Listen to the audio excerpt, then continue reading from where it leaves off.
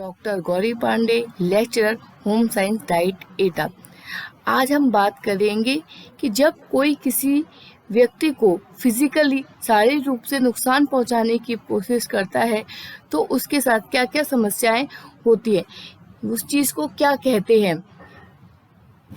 जब कोई किसी को नुकसान पहुंचाने की कोशिश करता है तो वो बहुत ज़्यादा परेशान हो जाता है, साइकोलॉजिकली भी फिजिकली भी। कभी कभी उसकी डेथ भी हो जाती है, या किसी को फिजिकली अब्यूज़ करता है तो उसको कोई बहुत गहरी इंजरी हो जाती है, या उसकी डेथ भी हो सकती है। या कोई किसी को साइकोलॉजी अब्यूज़ करता है तो साइकोलॉजिकली तो उसका दिमाग परेशान हो जाता है और वो डिप्रेशन में चला जाता है। इसको हम क्या कहते हैं? इसको हम कहते हैं वायलेंस या हिंसा। आज हम इसी टॉपिक पे बात करेंगे। Definition of violence. The World Health Organization defines violence as the intentional use of physical force or power, threatened or actual, against oneself, another person, or against a group or community, which either results in or has a high likelihood of resulting in injury, death, physiological harm, maldevelopment, or deprivation.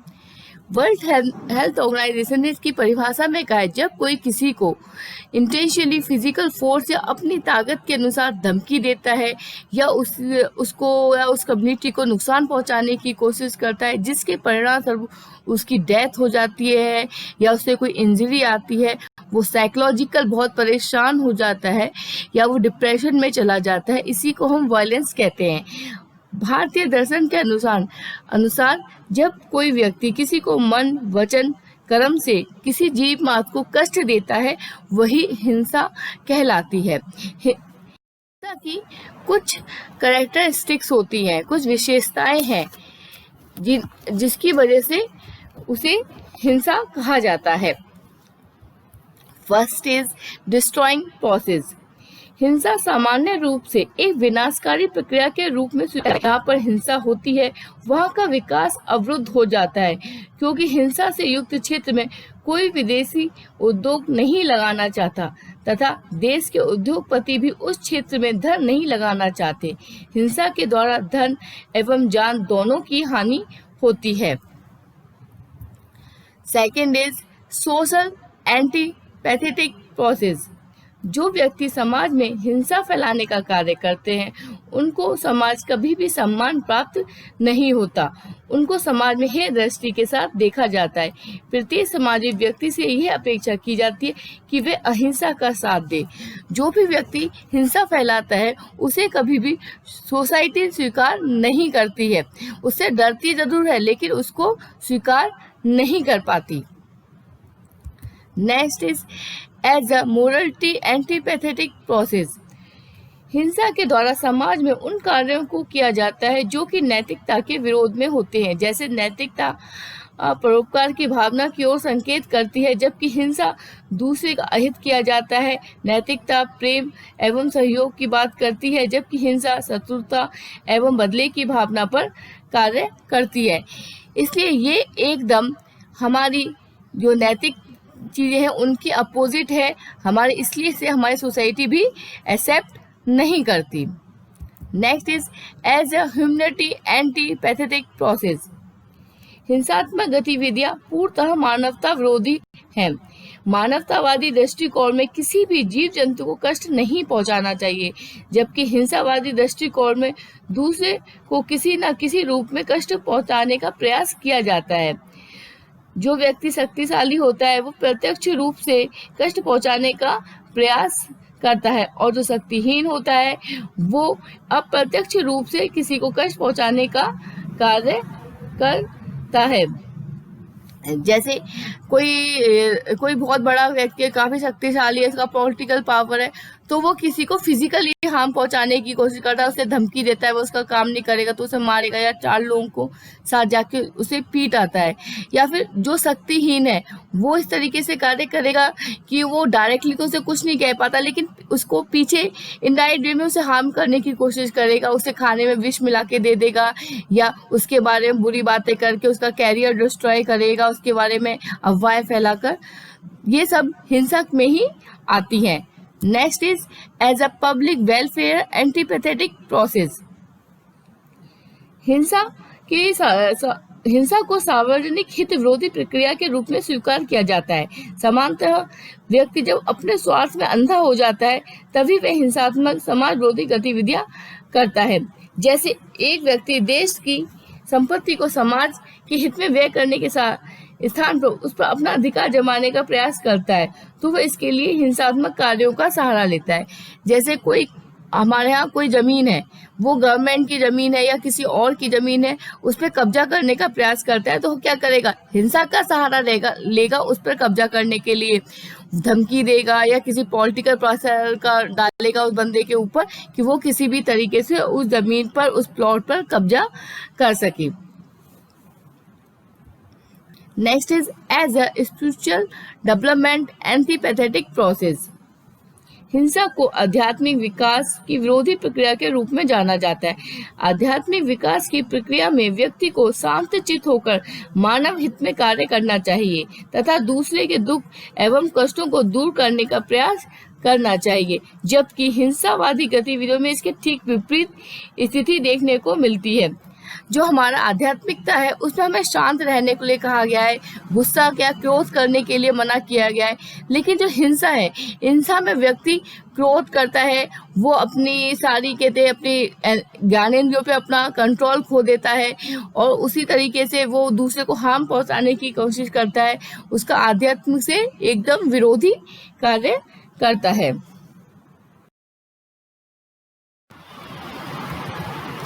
As a painful process, जो हिंसात्मक गतिविधि होती है वो एक कष्टकारी प्रक्रिया होती है।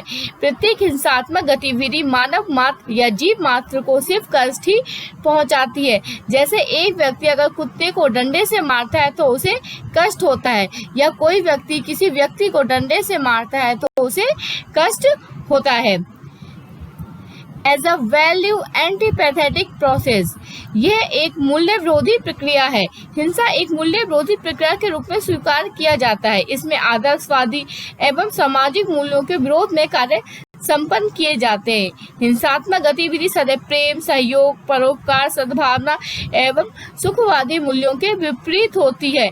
जैसे अगर आप किसी को कोई कष्ट पहुंचाता है तो निश्चित रूप से वो उससे प्रेम या उससे सहयोग तो नहीं कर रहा है। अगर वो उससे किसी के साथ किसी प्रकार की हिंसा कर रहा है कोई व्यक्ति, तो वो उसे निश्चित रूप से किसी तरह का कोई प्यार, कोई सहयोग की भावना तो नहीं है उसके प्रति। इसका मतलब क्या है, वो इन भावनाओं के विपरीत काम कर रहा है। As a misuse of power, अपनी शक्ति का दुरुपयोग करना। जब कोई व्यक्ति किसी पावर में आ जाता है या किसी ऊंची कुर्सी पे आ जाता है, ऊंचे पद पर आ जाता है, तो वो अपने नीचे के पद के व्यक्ति के साथ दुर्व्यवहार करता है, या फिर नीचे पद का व्यक्ति कभी किसी दूसरे व्यक्ति के साथ गलत व्यवहार करता है तो इसे मिस यूज ऑफ पावर कहा जाता है। यह भी एक प्रकार की हिंसा के अंतर्गत आता है। एज ए इमोशनल इंस्टेबिलिटी, हमारी संवेगात्मक अस्थिरता। जो व्यक्ति अपने इमोशंस पर कंट्रोल नहीं कर पाता, जिसके संवेग स्थिर नहीं होते, वो जल्द क्रोध में आ जाता है और बहुत जल्दी क्रोधित होकर गुस्सा या झगड़ा करने लगता है। हम लोगों के घरों में भी देखा गया है कि कभी कभी व्यक्ति जो अपने संवेगों पर नियंत्रण नहीं रख पाते तो वो एक दूसरे से जल्दी झगड़ा करने लगते हैं।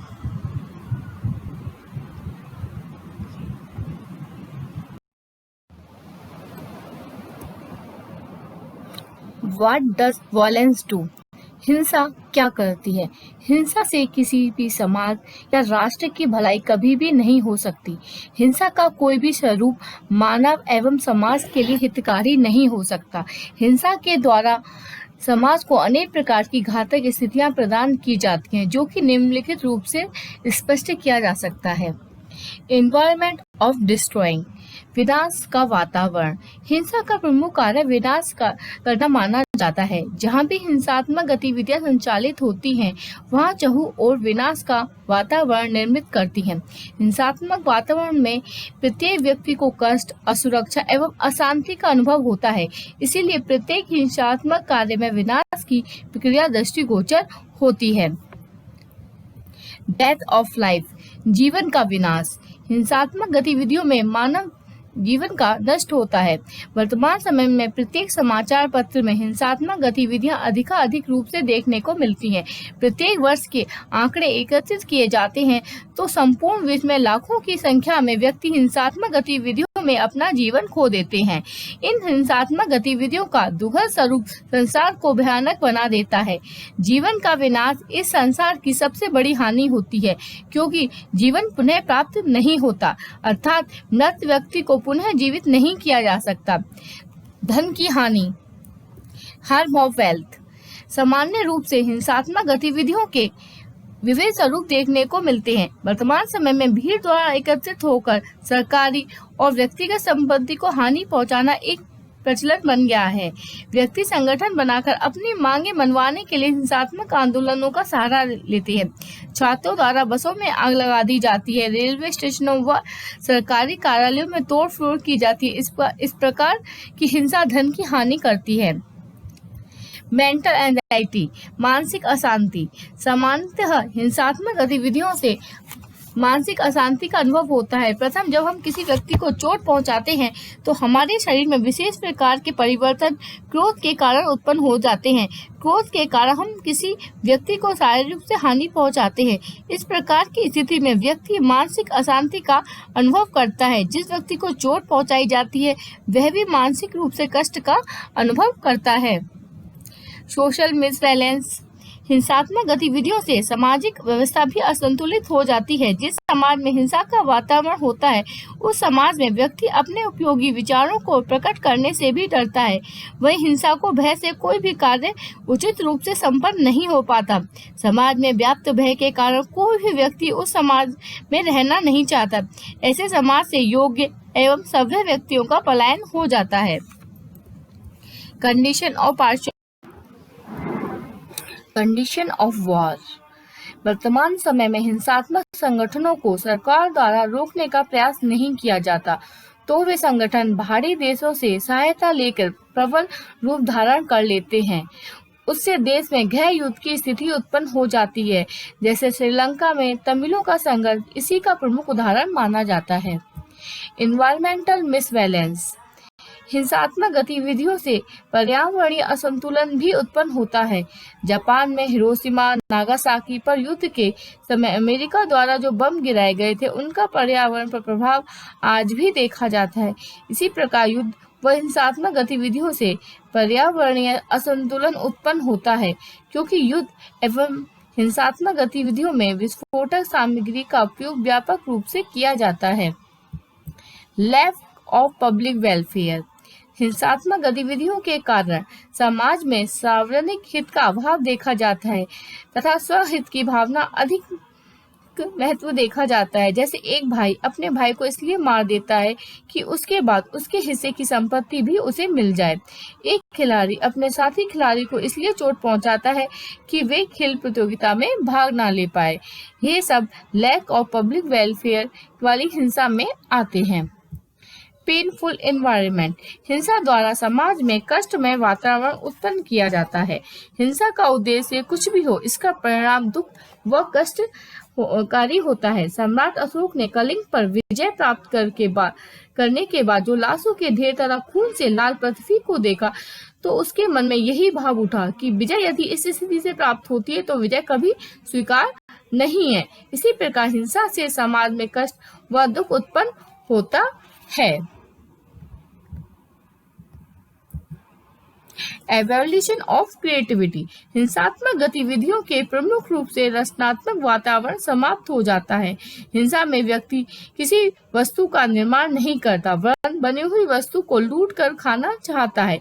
इसीलिए हिंसात्मक सृजनात्मकता का समापन करती है। जैसे एक खिलाड़ी दौड़ में अपने साथी से आगे निकलने के लिए उसके पैर में कांटा चुभो देता है या उसकी साइकिल को टक्कर मार के गिरा देता है। यह इस प्रकार की जो सोच है वो हिंसात्मक गतिविधियां फैलाती है। एनवायरनमेंट ऑफ डिससैटिस्फैक्शन, हिंसात्मक गतिविधियों के द्वारा समाज में असंतोष का वातावरण उत्पन्न होता है। समाज में जो व्यक्ति हिंसा फैलाते हैं उनको यह भय बना रहता है कि पुलिस उनको पकड़ सकती है। जिन लोगों के प्रति वे हिंसात्मक कार्य करते हैं वह व्यक्ति असंतोष में रहते ही हैं। इस प्रकार समाज में चारों ओर असंतोष का वातावरण होता है। प्रत्येक व्यक्ति अपने आप को असुरक्षित अनुभव करता है। टाइप्स ऑफ वायलेंस, हिंसा के प्रकार। वर्बल हिंसा, मौखिक हिंसा जो बोल के की जाती है। साइकोलॉजिकल हिंसा, मनोवैज्ञानिक हिंसा जिसमें इंसान को मानसिक कष्ट होता है। फिजिकल वायलेंस, शारीरिक हिंसा। स्ट्रक्चरल वायलेंस, ढांचागत हिंसा। वल्गरिटी इन पॉपुलर कल्चर, लोकप्रिय संस्कृति में अश्लीलता। ये सब हिंसा के प्रकार हैं। आगे हम इन हिंसा के प्रकारों में के बारे में अच्छे से व्याख्या करेंगे।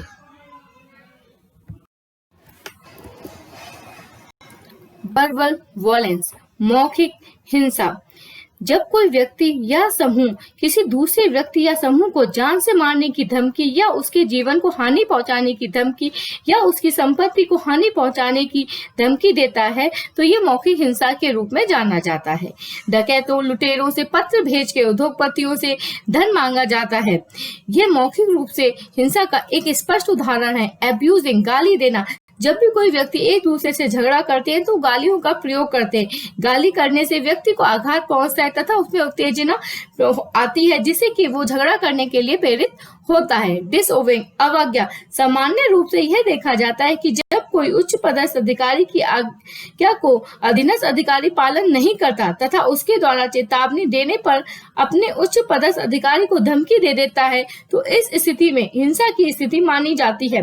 डर के कारण सभी अधिकारी ऐसे कर्मचारी से कुछ भी नहीं कह पाते तथा वह कर्मचारी अपनी हिंसात्मक गतिविधियों के बल पर अनुशासनहीनता करता है। अनेक अवसरों पर यह देखा जाता है कि उच्च जाति के व्यक्ति निम्न जाति के व्यक्तियों के बारे में एक अवधारणा बना लेते हैं। उनके लिए क्रोध में अभद्र एवं जातिगत शब्दों का प्रयोग करते हैं। इससे उनके मन में क्रोध और बदले की भावना आती है। निम्न जाति के व्यक्ति भी उच्च जाति के व्यक्तियों के लिए अभद्र शब्दों का प्रयोग करते हैं। इसको मौखिक हिंसा के रूप में स्वीकार किया गया है। धर्म, रिलीजन रिलेटेड वर्ड, धर्मगत शब्द, अनेक अवसरों पर यह देखा जाता है कि कुछ व्यक्ति धर्म के आधार पर लोगों की भावनाओं को भड़काते हैं या दूसरे व्यक्ति के धर्म की आलोचना करके उसे निम्न व अनुपयोगी सिद्ध करते हैं। इससे हिंसात्मक गतिविधियों को प्रेरणा मिलती है तथा इसको भी मौखिक हिंसा की श्रेणी में रखा गया है। इंसल्टिंग वर्ड्स, अपमानजनक शब्द, अनेक अवसरों पर यह देखा जाता है कि क्रोध में व्यक्ति उनके लिए अपमानजनक शब्दों का प्रयोग करता है जिनके लिए उसको सम्मानजनक शब्द बोलने चाहिए। यह स्थिति मौखिक हिंसा के रूप में जानी जाती है। बालकों के द्वारा क्रोध में अपने माता पिता को कष्ट देने वाले अपमानजनक शब्दों का प्रयोग करना तथा उनको उस कार्य के लिए धमकी देना जिससे उनके मन में आघात पहुंचता है। साइकोलॉजिकल वायलेंस, मनोवैज्ञानिक हिंसा। मनोवैज्ञानिक हिंसा के अंतर्गत वे सभी गतिविधियां आती हैं जो व्यक्ति को मानसिक रूप से आघात पहुंचाती हैं, जैसे कि टू मोटिवेट फॉर वायलेंस, हिंसा के लिए प्रेरित करना। अनेक अवसरों पर यह देखा जाता है कि एक व्यक्ति के प्रति दूसरा व्यक्ति इस प्रकार का व्यवहार तथा तथ्य प्रस्तुत करता है जिससे सामने वाला हिंसा के लिए प्रेरित हो जाता है। जैसे एक छात्र की पिटाई करने पर एक शिक्षक पिटाई करने वाले शिक्षक के बारे में उस छात्र के माता पिता से कह देता है कि उसके बालक की बड़ी बुरी तरीके से पिटाई की गई है, जबकि ऐसा नहीं होता और उसके माता पिता आकर शिक्षक को भला बुरा कहते हैं। इस क्रिया को मानसिक हिंसा के अंतर्गत लाया गया है। आत्महत्या के लिए प्रेरित करना, टू मोटिवेट फॉर सुसाइड। अनेक अवसरों पर बालक के असफल होने पर माता पिता उसे नाकारा कहते हैं, या किसी का पति बेरोजगार है तो उसकी पत्नी उसे हमेशा ताना देती है। ऐसे करने से वो लोग काफी अवसाद में आ जाते हैं और एकदम चरम सीमा पे पहुंचने के बाद वे आत्महत्या का या सुसाइड करने का प्रयास करते हैं। ये सब मानसिक हिंसा के अंतर्गत आता है। टू क्रिएट मेंटल टेंशन, मानसिक तनाव उत्पन्न करना। अनेक अवसरों पर यह देखा जाता है जो लोग एक दूसरे से ईर्ष्या करते हैं वो एक दूसरे को मानसिक तनाव देते हैं। जैसे मानिए किसी क्लास में एक टीचर और एक स्टूडेंट में कुछ प्रॉब्लम चल रही है तो वो टीचर उसको धमकी देता है प्रैक्टिकल में कम मार्क्स देने की, तो इस प्रकार उसे मानसिक तनाव हो जाता है और ये मानसिक तनाव उसको बहुत के लिए बहुत घातक होता है। To create obstacles in am getting, किसी के अपने उद्देश्य की प्राप्ति करने में उसे असफल हो रहा है या कोई व्यवधान आ रहा है तो इसको भी मानसिक हिंसा के रूप में देखा गया है। जैसे कि उदाहरण के लिए मानिए कि एक छात्र है, वो किसी कंपटीशन की तैयारी कर रहा है लेकिन उसके रूम में रहने वाला जो दूसरा छात्र है वो उसको डिस्टर्ब करता है, कभी रेडियो तेज आवाज में बजा देता है, कभी लाइट ऑफ कर देता है, उसे पढ़ने नहीं देता, तो भी ये मानसिक हिंसा के अंतर्गत आता है। टू प्रोवाइड डिफिकल्ट वर्क, अनेक अवसरों पर यह देखा जाता है कि शिक्षक अपने उत्तरदायित्व से बचने के लिए बालकों को उनके स्तर से अधिक कठिन कार्य देता है। जैसे बालकों को दहाई के जोड़ घटा बिना सिखाए उन्हें घर के लिए दे देता है, जिससे बालकों को उसमें रुचि कम हो जाती है और उन्हें मानसिक तनाव होता है। तो ये भी मनोवैज्ञानिक हिंसा के अंतर्गत आता है। निगेटिव बिहेवियर, नकारात्मक व्यवहार, अनेक अवसरों पर यह देखा जाता है कि अभिभावक अपनी पुत्रियों के साथ नकारात्मक व्यवहार करते हैं, उनके उचित कार्य पर भी उन्हें धन्यवाद नहीं दिया जाता, उसके साथ साथ पुत्रों के साथ सकारात्मक व्यवहार किया जाता है। इसलिए पुत्रियों में मानसिक तनाव उत्पन्न होता है और मानसिक तनाव की प्रक्रिया के कारण बालिकाओं को अपने कार्य व्यवहार पर संदेह होने लगता है तथा उनके विकास की प्रक्रिया अवरुद्ध हो जाती है। इस प्रकार के नकारात्मक व्यवहार संबंधी स्थितियां समाज में देखने को मिलती है जिन्हें मानसिक हिंसा का ही एक रूप माना गया है। नेक्स्ट इज फिजिकल वायलेंस, शारीरिक हिंसा। शारीरिक हिंसा का स्वरूप वर्तमान काल में व्यापक रूप से देखने को मिलता है। आजकल प्रत्येक आंदोलन एवं विरोध प्रदर्शन में हिंसात्मक रूप धारण कर लेता है।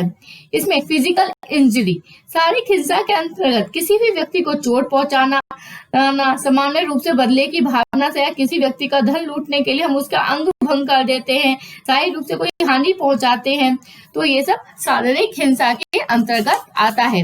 टू क्रिएट डेथ, जीवन समाप्त कर देना। अनेक अवसरों पर व्यक्ति धन संपत्ति संबंधी विवादों में अपने आप को दबंग सिद्ध करने में अनेक व्यक्तियों के जीवन को समाप्त कर देते हैं। वर्तमान समय में अनेक आतंकवादी संगठन अपनी मांगे मनवाने के लिए अनेक आधुनिक हथियारों से संपन्न लोगों को संपन्न संगठन का निर्माण करते हैं तथा उन निर्दोष व्यक्तियों की हत्या कर देते हैं। इस प्रकार की स्थिति शारीरिक हिंसा के अंतर्गत आती है। माल न्यूट्रिशन, कुपोषण।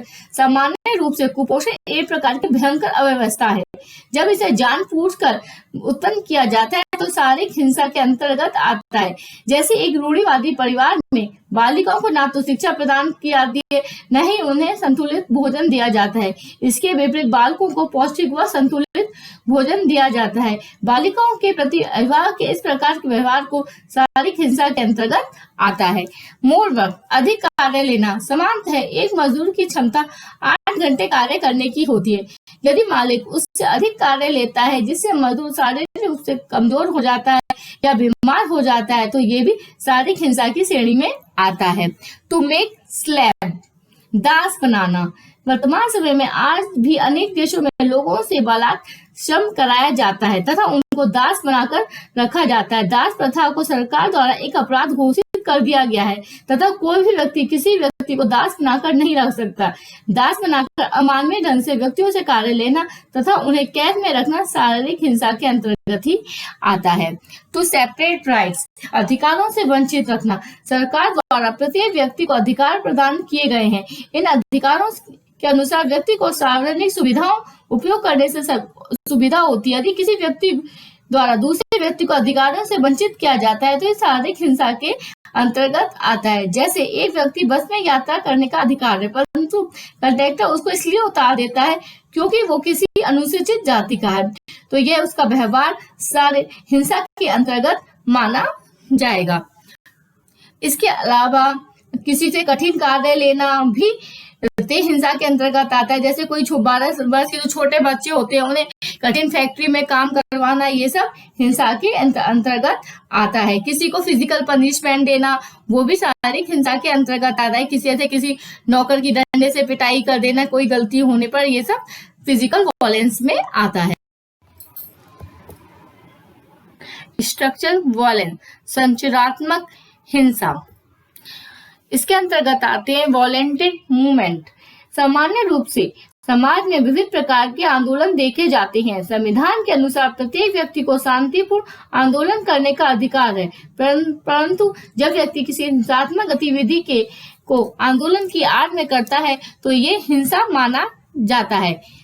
आतंकवादी गतिविधियां, टेररिस्ट एक्टिविटी, सामान्य रूप से वर्तमान युग में आतंकवादी गतिविधियों का बोलबाला व्यापक रूप से देखा जाता है। आज अनेक संगठन अपनी मांगे मनवाने के लिए हथियार उठा लेते हैं और इस प्रकार से आतंकवादी संगठन समाज के लिए हानिकारक तथा विकास को अवरुद्ध करते हैं। वार, युद्ध, सामान्यतः युद्ध को भी एक हिंसा के रूप में ही स्वीकार किया गया है।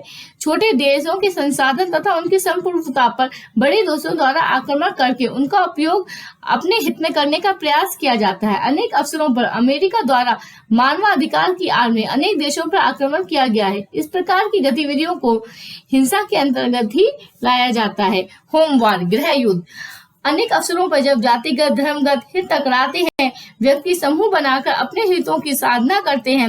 इसके लिए विविध प्रकार के नियम परंपराओं का निर्माण करते हैं। जैसे श्रीलंका में तमिलों द्वारा पृथक राष्ट्र की मांग करना, सिखों द्वारा खालिस्तान की मांग करना, इस तरह के उदाहरण ही गृह युद्ध के उदाहरण हैं। इंडियन वर्ण सिस्टम, भारतीय वर्ण व्यवस्था। भारतीय वर्ण व्यवस्था सामाजिक रूप से हिंसात्मक व्यवस्था छुपी हुई है। भारतीय वर्ण व्यवस्था में ब्राह्मण, क्षत्रिय, वैश्य, शूद्र व पर आधारित मानी जाती है। ब्राह्मण को सर्वोच्च स्थान दिया गया है, शूद्र को सबसे निम्न दिया गया है। इस प्रकार की जाति विशेष के साथ अमान्य व असामाजिक व्यवहार किया जाता है। इसमें किसी भी व्यक्ति का विशेष दोष नहीं है, वर्ण एक सामाजिक संरचना का दोष है। आज के समय में इस वर्ण व्यवस्था के आधार पर अनेक जातीय संघर्ष होते रहते हैं। इसके अलावा कई तरीके के हमारे यहाँ रूढ़िवादी परंपराएं हैं, धार्मिक संरचना से रिलेटेड कई तरीके के हिंसाएं होती रहती है। कभी हिंदू धर्म में किसी चीज को लेके कोई गलत बात कह देता है, या किसी मुस्लिम दूसरे धर्म में कोई किसी को लेके कोई बात कह देता है, तो इस तरीके की हिंसात्मक घटनाएं हमारे यहाँ होती ही रहती हैं। वल्गैरिटी इन पॉपुलर कल्चर, लोकप्रिय संस्कृति में अश्लीलता। सामान्य रूप से लोकप्रिय संस्कृति में अश्लीलता दृष्टिगोचर होती है। भारतीय सभ्यता एवं संस्कृति में विचार किया जाए तो लोक संस्कृति में यहाँ पर भी अश्लीलता दृष्टिगोचर होती है। फॉर एग्जाम्पल, गीत, सॉन्ग। सामान्यतः गीत दो प्रकार के होते हैं। कुछ गीत सामान्य जनजीवन एवं सामान्य लोक परंपराओं से संबंधित होते हैं। इस आधार पर विवाह संबंधी गीत एवं अन्य मांगलिक अवसरों पर गीत गाए जाते हैं। कुछ गीत हिंदी सिनेमा से संबंधित होते हैं। विवाह के समय कुछ गीत अश्लीलतापूर्ण होते हैं। इसमें महिलाओं के द्वारा किसी गीत के माध्यम से दूसरे लोगों को गालियां दी जाती हैं, जो एक हिंसा का प्रचारक है। डांस, नृत्य भी लोक संस्कृति का एक प्रमुख अंग माना जाता है। नृत्य को सामान्य रूप से श्रेष्ठ विद्या के रूप में प्राचीन काल से स्वीकार किया जाता है। नृत्य की उच्च कोटि की परंपरा भारतनाट्यम व ओडिसी आदि हैं। वर्तमान समय में नृत्य में अश्लील संकेतों का प्रयोग व्यापक रूप से होता है। वर्तमान में अश्लील नृत्यों का भी प्रचलन है। इस आधार पर नृत्य जो लोक संस्कृति की पवित्र विद्या थी, उसे अश्लील बना दिया गया है। आज दूरदर्शन एवं सिनेमा में होने वाले नृत्यों को सभ्य परिवार के साथ बैठकर नहीं देखा जा सकता। ट्रेडिशन, परंपराएं। विभिन्न प्रकार की सांस्कृतिक परंपराओं को अश्लीलता से जोड़ दिया गया है। इन परंपराओं में कुछ संबंध हंसी मजाक से जुड़े होते हैं। ये हंसी मजाक किसी न किसी अश्लीलता से भी जुड़े होते हैं। जैसे देवर भाभी का संबंध या जीजा साली का संबंध पूर्णतः अश्लील मजाकों पर आधारित होता है, जबकि इस प्रकार की स्थितियां अनेक अवसरों पर हिंसात्मक गतिविधियों को भी जन्म देती हैं। ड्रामा, नाटक भी लोक संस्कृति का एक प्रमुख अंग माना जाता है। प्राचीन नाटकों पर विचार किया जाए तो उनके स्थानों पर अश्लीलता का प्रदर्शन हुआ है। इसी प्रकार विदेशी नाटकों पर विचार किया जाए तो इन नाटकों में अनेक प्रकार के अवध संबंधों से रिलेटेड कहानियां भरी पड़ी हैं। सिनेमा वर्तमान समय में आधुनिक संस्कृति का प्रमुख अंग सिनेमा है। इस सिनेमा में संस्कृति ने अश्लीलता प्रदर्शन की सभी सीमाएं तोड़ दी है। सामान्य रूप से जनता को अश्लील फिल्मों को देखने की आदत हो गई है। वर्तमान समय में बेडरूम जैसे प्रत्येक फिल्म की कहानी का अनिवार्य अंग बन गया है। जिस फिल्म में जितनी अधिक अश्लीलता होगी वह फिल्म बॉक्स ऑफिस पर उतनी ही अच्छी मानी जाती है। इसीलिए सिनेमा में पूर्ण सुधार की आवश्यकता है। इसके अलावा मूर्ति कला जैसे खजुराहो में वहां पर कई प्रकार की मूर्ति कला देखने को मिलती है, जहाँ पे काम वासना संबंधी भावनाओं को उत्तेजित हो जाती है। इस तरह की उदाहरण देखने को मिलते हैं। कई तरीके की कविताएं होती हैं जिसमें अश्लीलता का दृष्टिगोचर होता है। कई तरीके की कहानियां होती हैं जिनमें इस तरह नायक नायिका को भगा के ले गया, या पिता ने पुत्र को मार दिया, पुत्र ने पिता को मार दिया। इस तरीके की कहानियां भी होती हैं जो अश्लीलता हिंसा फैलाती हैं। आई होप आज आपको अच्छे से समझ में आया होगा कि वॉयलेंस क्या है, उसकी क्या कैरेक्टरिस्टिक्स हैं, और वो उसके कितने टाइप्स होते हैं, किस किस तरीके की हिंसाएं होती हैं, उसके क्या स्वरूप होते हैं। आपको अच्छे से समझ में आया होगा। Thank you.